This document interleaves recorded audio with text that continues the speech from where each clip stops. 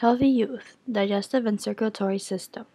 We all know that the digestive system consists of the mouth, stomach, intestines, pancreas, liver, gallbladder, anus, and the circulatory system consists of the heart, arteries, capillaries, veins, blood.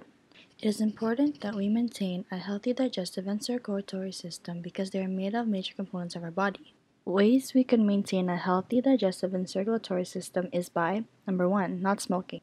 Smoking interferes with the heart's contraction and relaxation, which cause strain to the heart. Number 2, don't abuse substances. Substances cause damage to the heart muscle, which leads to heart attacks. Number 3, healthy food choices. Meals with high saturated and trans fat restrict blood flow. Food high in sugar and salt can raise blood pressure.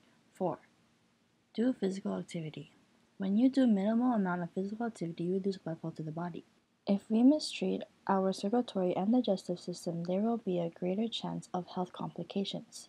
For example, strokes, arrhythmia, an irregular heart rate, atherosclerosis, blocked arteries, ulcer, sores in the small intestines. A message from us: be proportional when you eat, and make time for 20 minutes of physical activity.